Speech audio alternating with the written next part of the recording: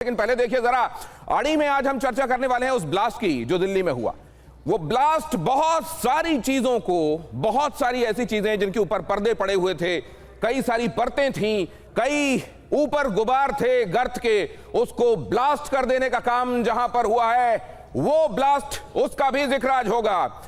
जिक्र होगा कि कैसे मुनीर खुद को सर्वशक्तिमान बनाने में पाकिस्तान में लगा हुआ है और इसके पीछे बहुत सारी चीजें काम कर रही हैं। ये फैक्टर्स जो मुनीर को उसकी कुर्सी पर काबिज रखने में मदद करेंगे, वो कैसे ख्वाजा आसिफ उस सब का ताना बाना बुनने में लगा हुआ है। क्योंकि ये कहा जा रहा है कि शहबाज शरीफ और उसके जितने चंगू मंगू, मतलब जितने भी उसके मंत्री हैं, जिसको वो अपने साथी कहता है कैबिनेट में, वो कैसे मुनीर को मजबूत बनाने में लगे हुए हैं। और ये सब कैसे, असल में इनकी मजबूती की बुनियाद आती है यहां से, मसूद अजहर और इस जैसे दूसरे जो केवल दुनिया में आतंक परोसते हैं, आतंक पनपाते हैं, और तब जबकि इनका कोई मंसूबा किसी जगह पर कामयाब होता है, आजकल फौरन ही ये अपने पैर में भी कुल्हाड़ी मारते हैं और रोने भी लगते हैं, ये कहते हुए कि ये कुल्हाड़ी तो असल में हमने नहीं मारी, ये भारत ने मार दी है आके।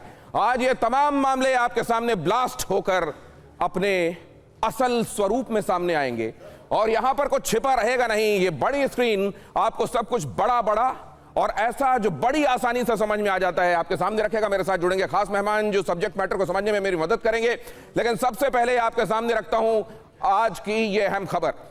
फ्लैश कीजिए आज की ये बड़ी खबर ब्लास्ट में।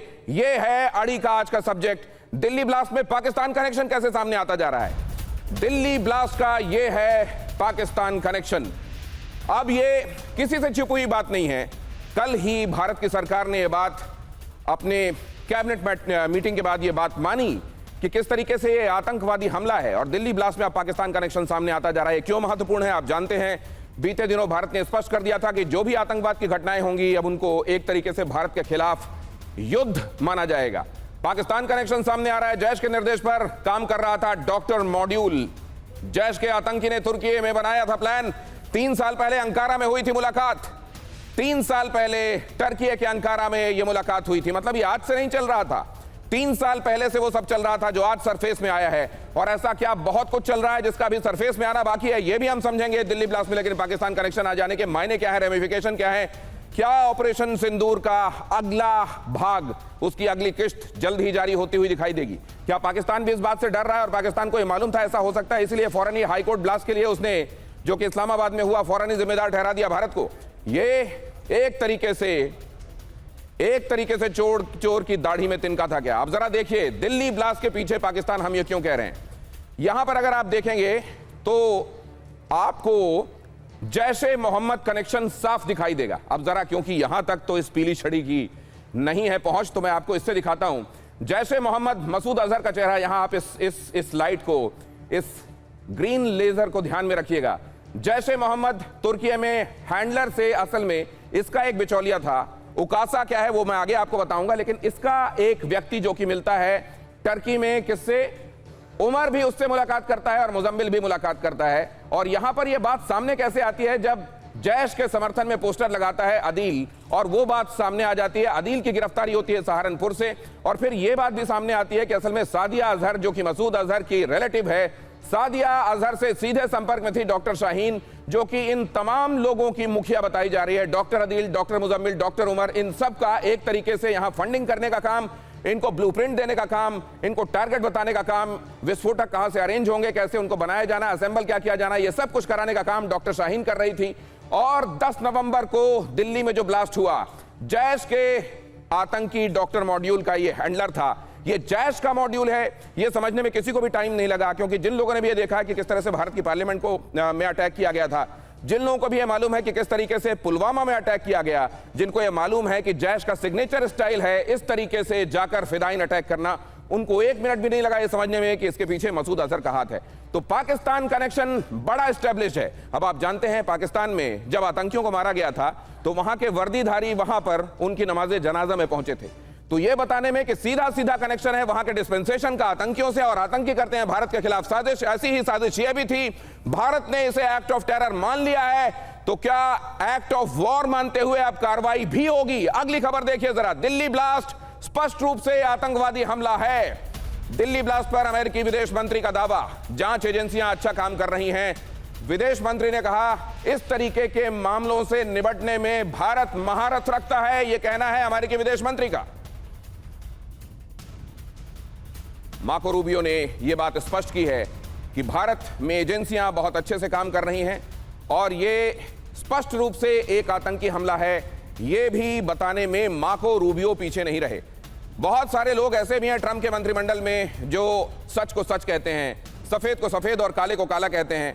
मार्को रूबियो भी फिलहाल वैसे ही एक मिनिस्टर दिखाई दे रहे हैं। अब जरा अगली खबर भी आपके सामने, यहां जरा देखिए, यह महत्वपूर्ण खबर, मसूद कनेक्शन देखिए जरा, आतंकी शाहीन के मसूद अजहर कनेक्शन का पर्दाफाश। मसूद के भतीजे फारूक की पत्नी अफीरा के संपर्क में, जरा देखिए ये, और ये राइटिंग ऑन द वॉल है, ये writing on the biggest wall ever in the history of television news in India है। ये देखिए, पाकिस्तान की रहने वाली है अफीरा बीवी, पाकिस्तान से कनेक्शन, महिलाओं को कट्टर बनाने का जिम्मा इसे दिया गया है। आपको मालूम है कि बहुत सारे लोग मसूद अजहर के परिवार के मारे गए जब भारत ने ऑपरेशन सिंदूर को अंजाम दिया। उसके बाद वो बहुत दिनों तक तो गम में था, दहशत में था, खुद को संजोने में लगा हुआ था, लेकिन फिर उसने कहते हैं कि यह कसम खाई थी कि अपने लोगों की मौत का बदला वो लेकर रहेगा, और इसीलिए उसने इस सब को अंजाम दिया। उनमें से ज्यादातर लोगों के चेहरे जो सामने आए हैं, उनकी जो पहचान है मैं आपके सामने रख रहा हूं, यह है अफीरा बीवी।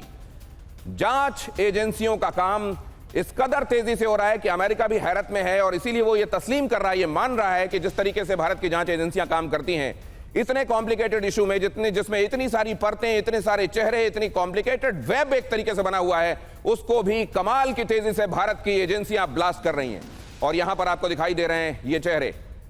अब इन चेहरों के पीछे के चेहरों को बेनकाब करने वाले हमारे साथ जो खास चेहरे जुड़ रहे हैं, उनके साथ आपका परिचय करा देता हूं। लेफ्टिनेंट जनरल संजय कुलकर्णी, जब भी उनको देखता हूं गौरव का भाव आता है। ऑपरेशन मेघदूत और सियाचिन ग्लेशियर में भारत का झंडा गाड़कर हम हिंदुस्तानियों का सिर फक्र से ऊंचा करने वाले लेफ्टिनेंट जनरल संजय कुलकर्णी हमारे साथ हैं। Professor Sanjay Bhardwaj, threadbare analysis, ये न सिर्फ विद्यार्थियों को पढ़ाते हैं, बताते हैं कि दुनिया और देश में क्या चल रहा है, बल्कि जब इस तरह की कॉम्प्लिकेटेड चीजों का एनालिसिस करना होता है तो उनका कोई मुकाबला नहीं है। इतने पढ़े लिखे संभ्रांत लोगों को कैसे बरगलाया जा रहा है, ये भटक कैसे रहे हैं लोग? क्या भटकाव इतना आसान होता है? क्या उनके पास अपना बुद्धि विवेक कुछ नहीं होता है? हमारे साथ जुड़ने वाले खास मेहमान वजाहत कासमी हमको ये बताएंगे कि वो कैसे लोग हैं, वो कैसे मौलवी हैं, जिनके संपर्क में आने के बाद अपनी सुध बुध खोकर लोग एक तरीके से हिप्नोसिस के तर्ज पर किसी राह पर चल देते हैं। हमारे साथ आरजू काजमी भी जुड़ रही हैं। पाकिस्तान है तो भारत का ही हिस्सा, किसी जमाने में उसमें लोगों को बरगला कर उसको अलग किया गया। आज भी जहां वहां से कुछ गलत होता है या वहां पर कुछ गलत होता है तो गुस्सा भी आता है और दुख भी होता है। आरजू काजमी इसको कैसे देख रही हैं? पाकिस्तान से चलने वाली इन साजिशों को कैसे देख रही हैं? क्या एक के बाद दूसरी साजिशों को अंजाम देकर वो भी जब भारत में एक सशक्त नेतृत्व है, क्या अपने लिए एक बहुत बड़े खतरे को बुलावा नहीं दे रहा है पाकिस्तान? उनसे हम समझेंगे, लेकिन फिलहाल जरा देखिए, यहां पर यह खबर भी, शाहीन का पाकिस्तान कनेक्शन, डॉक्टर शाहीन अफीरा बीवी के संपर्क में भी थी। अब जरा देखिए, यहां अफीरा बीवी पाकिस्तान में है और ये मसूद अजहर के भतीजे की पत्नी है, ये अफीरा बीवी, और अफीरा के संपर्क में थी डॉक्टर शाहीन, जो कि भारत में आप जानते हैं बड़ी ब्रिलियंट स्टूडेंट थी, मेडिकल उसने क्वालिफाई किया था। लोगों को यही लग रहा था कि जनता के सेवा के लिए एक बड़ा सूटेबल कोई एक व्यक्ति है जो सामने आया है, लेकिन उसने आखिरकार क्या राह चुनी? उसने लोगों को मौत बांटने की राह चुनी, वो भी दीन के नाम पर।